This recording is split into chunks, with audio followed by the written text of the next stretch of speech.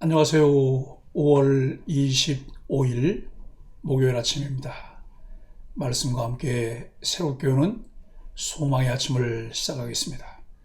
존 스나이더는 혁신, 전통, 성실, 희생, 좋은 의도, 이 가운데 어떤 것도 하나님이 기뻐하시는 순종을 대신할 수는 없다라고 이야기합니다.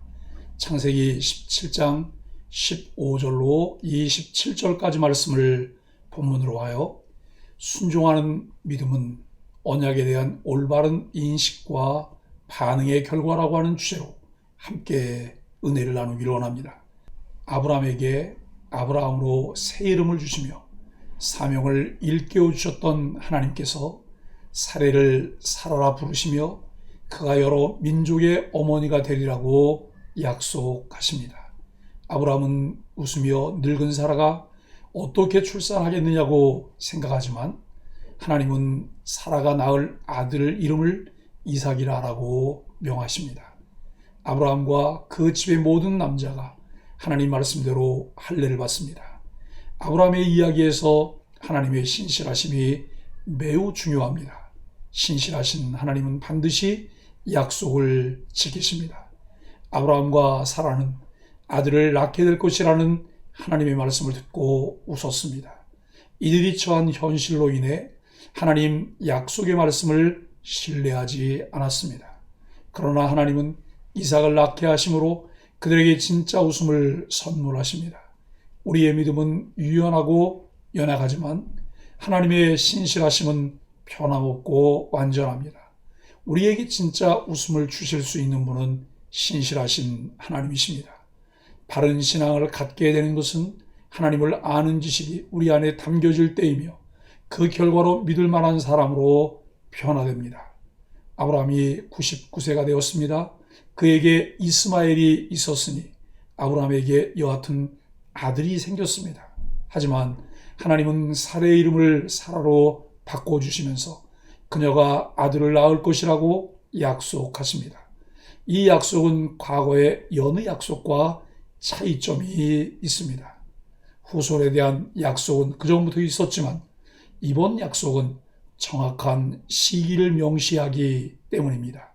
하나님의 약속이 확실함을 알려줍니다. 아브라함은 하나님의 약속에 어떻게 반응했을까요? 그는 자신과 사라의 나이를 생각하며 어찌 자식을 낳을까라며 의심스러운 태도를 취합니다. 우리는 그의 이런 반응을 하나님에 대한 불신이라 할 수 있을까요? 성경은 이에 대해 침묵합니다. 오히려 웃음이 없던 아브라함이 웃는 모습을 통해 그에게 이삭이 있게 된 것으로 연결시킬 수 있습니다. 하나님은 웃음이 없는 아브라함을 웃게 만드십니다. 성경은 아브라함의 생각과 하나님의 계획이 다름을 보여줍니다.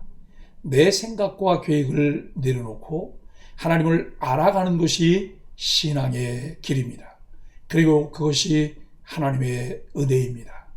성경은 이스마엘에 대해 어떻게 서술하고 있을까요? 창세기 17장에서 눈에 띄는 기록 가운데 하나는 바로 이스마엘입니다. 하나님은 아브라함에게 이삭을 약속하시지만 동시에 이스마엘에게 큰 복을 약속하십니다. 그가 받을 복은 아브라함이 받을 복과 대단히 유사합니다. 더욱 놀라운 것은 하나님이 아브라함의 청을 들어 이스마엘을 축복하셨다는 점입니다. 기독교는 이스마엘에 대해 부정적이어서 성경이 이스마엘에 대해 부정적으로 말하는 것에 주목합니다.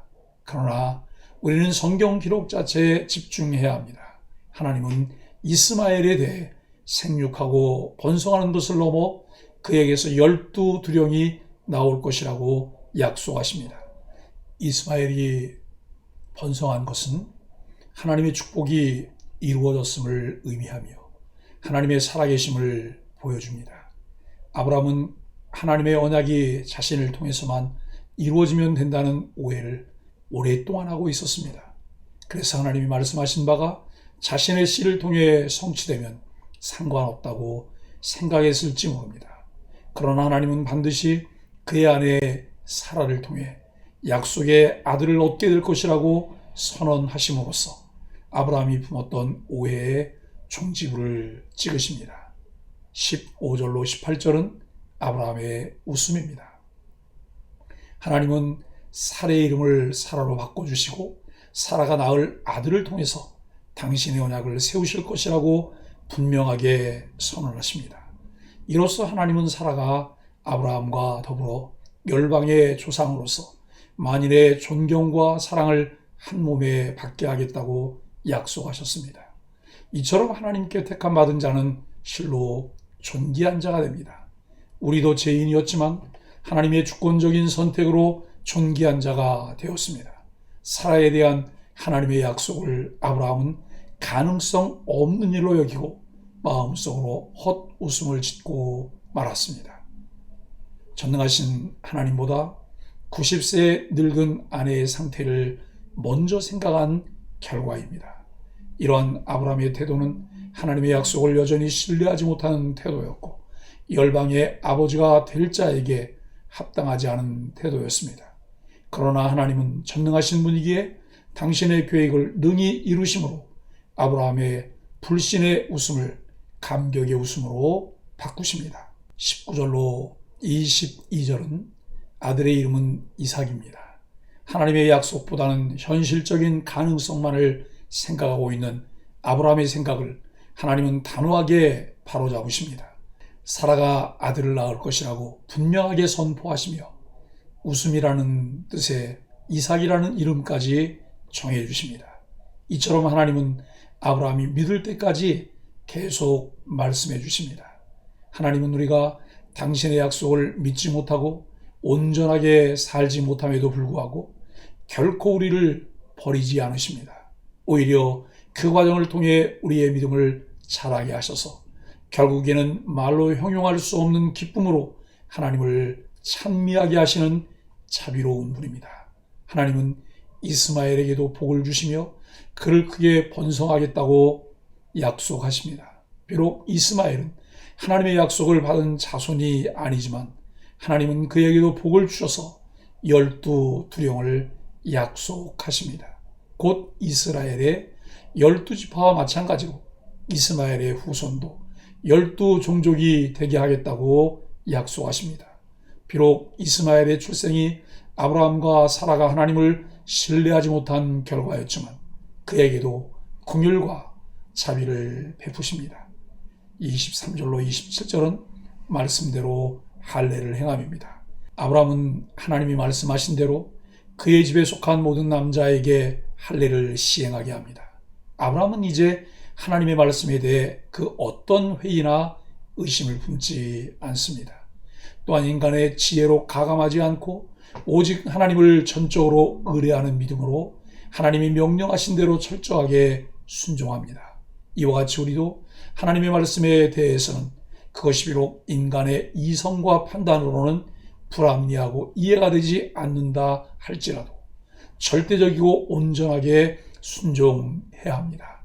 사랑하는 소망의 가족 여러분, 하나님 우리가 처음부터 신실하게 응답하지 못해도 인내하시며 마침내 우리를 믿음의 사람으로 다듬어 가십니다.